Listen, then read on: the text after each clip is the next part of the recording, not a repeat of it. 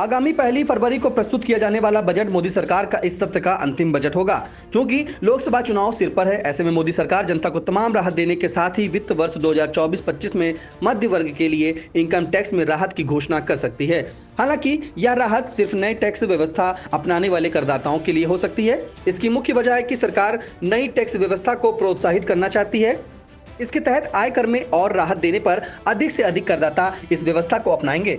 बता दें, चालू वित्त वर्ष 2023-24 के लिए पिछले साल 1 फरवरी को पेश बजट वित्त मंत्री निर्मला सीतारमण ने इनकम टैक्स की नई व्यवस्था के तहत सालाना 7 लाख रुपए तक की आय पर कोई टैक्स नहीं देने की घोषणा की थी।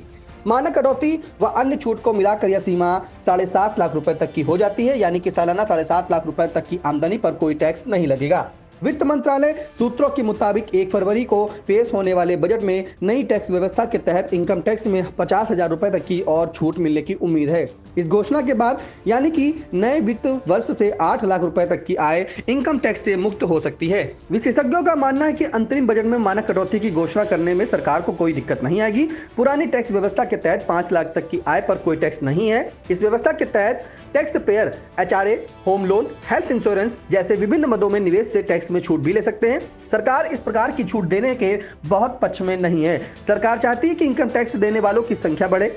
बताते चले कि वर्ष 2020 के बजट में ही नई व्यवस्था की घोषणा की गई थी, लेकिन इसमें 80C व होम लोन के मद में निवेश पर कोई छूट नहीं होने से करदाताओं ने इस नई व्यवस्था को अपनाने में रुचि नहीं दिखाई। पुरानी व्यवस्था के तहत 70 प्रकार के डिडक्शन का प्रावधान है। होम लोन व अन्य मद में जिनका निवेश अधिक है, उन्हें अब भी इनकम टैक्स की पुरानी व्यवस्था में रहने में फायदा है।